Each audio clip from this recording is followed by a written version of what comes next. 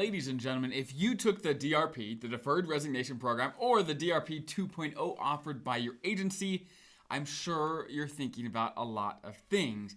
But today, in this video, we're going to talk you through, if you took one of these programs, what you should be thinking of right now. Now, of course, when this is being published, hopefully you are on administrative leave by this point. Most people that I've talked to are. But here are a couple things to consider. Now, before we actually dive into those, if you're new to the channel, welcome. So good to have you. My name is Dallin Haas. I'm a financial planner who serves federal employees every day, and I love it. So let's dive in. Let me get to my handy dandy whiteboard here. Here are the two big things. Now, hopefully, before you took the DRP, you answered at least this first question to some degree. And that is the income you'll have after you leave the government enough? Now, I understand that there's really a couple different types of people taking the DRP. There's those that aren't even close to retirement. They just left the government, right? So they're not retiring really. They're just leaving, right? I get that. Okay, so you're just leaving. Now, there are those, though, that are actually retiring, where you took this opportunity to retire potentially a little sooner than you otherwise would, or maybe you're planning to retire this year anyway, right? For those that are retiring, this question becomes ever more important. Is what income are you going to have in retirement, and is it enough for you? What's your pension going to be, right? Do you get the first supplement? What about Social Security? What's your plan for that? What about TSP? What's your plan for that? What other investments do you have? Do you understand what all these income sources are going to do for you? How much they're going to be? And if that's enough? I'm not going to go into how to do all that math in this video because there's lots else to cover, but that's what you want to tackle is what income are you going to have? And more importantly, is it enough for you? Okay. Next, what about TSP? Number one, access. This is a big problem for a lot of feds taking the DRP because many, especially the DRP 2.0, many people took a VERA with this option, meaning you were able to retire early, which is fantastic. But if this is you, well, can you access TSP right away? Because here's the rules. Normally, you have to wait till 59 and a half to access your TSP. However, there's one exception to that, and that is if you retire in the year you turn 55 or later, you can access TSP. But what if you turned 54 this year or 53 or anything before that? You cannot access TSP. Even if you're eligible for a VERA, you cannot access TSP without an early withdrawal penalty. Okay? So here's the deal. What do you do? Well, let's say it depends what your plans are. Obviously, if you are planning to go work another job, maybe this is not an issue. Maybe it's not an issue, and then you're planning just to work till 59 and a half.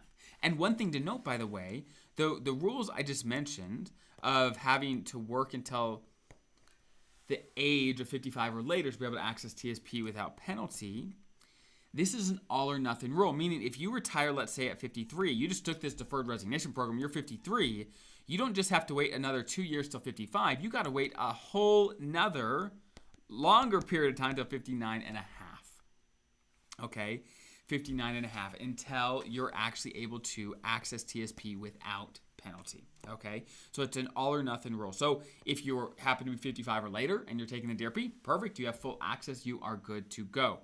Okay, now if you are special provisions federal employee, you know, or hopefully you have different rules for accessing TSP. So I'm not going to cover that in this video. I've got other videos on that. But if you're special provisions, the rules are a little different for you. Okay, so that's number one is what's your plan to access investments in retirement? Now, one thing to keep in mind is if you are under 55 taking this DRP and you really want to access your TSP before 59 and a half, one thing you can look at is 72T withdrawals, okay? Again, it's called 72T withdrawals. As a general rule, people don't like doing these because they're a royal pain to do. You have to be very precise about how you do them.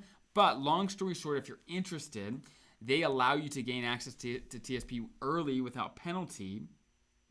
But of course, there's some downsides. So definitely look into that. Now, the other thing that you definitely want to worry about when retiring is how are you going to manage your investments in retirement? Because while working, things are pretty straightforward. They're pretty straightforward. It's, look, just keep it in TSP, right? Keep it in TSP and let that thing grow. In retirement, though, the game changes. It's kind of like climbing Mount Everest, right? On the way up, there's certain dangers or certain things to worry about. But by the time you get to the top, you're kind of used to the deal, right? You save, you invest, blah, blah, blah. However, on the way down, there's a whole new set of things to worry about. Taking money out of TSP has all kinds of tax ramifications. It's just a different deal.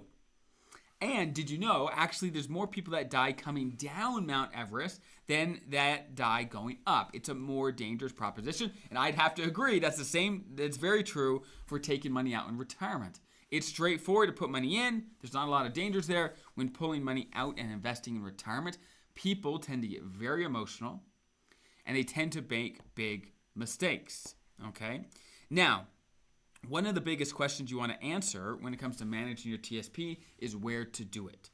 Do you want to manage it in TSP? Do you want to manage it in an IRA? Do you want to manage it all yourself? Those are the questions. If you're looking for help managing your investments, we certainly help clients do that all the time. Certainly go check our website out. There's a bunch of links on how we help people below if you're looking for that. But if you're looking to do it yourself, you got to still decide between TSP and IRA. IRAs, I've got whole videos on breaking down some of the differences, and there's just pros and cons. One's not necessarily better than the other, it just depends what you're doing. Certainly IRAs have a lot more options, but if you don't know what you're doing, more options doesn't help. Sometimes if you don't know what you're doing, having fewer, simpler options like TSP has is the better of the two, right? There's fewer ways to mess stuff up. So it just depends what your goals are. Again, you could check out my videos comparing TSP versus IRA. So that is my summary. If you're taking this DRP, confirm you have the income you need to be comfortable in retirement. Second, do you know you have full access to TSP? Third, what's your plan to manage your TSP or IRA, whatever you have, into retirement? Do you want to do it all yourself? Do you want help? Where do you want to do it? How do you want to invest? Make sure you have a plan. So I hope that's helpful, and I'll see you guys in the next video.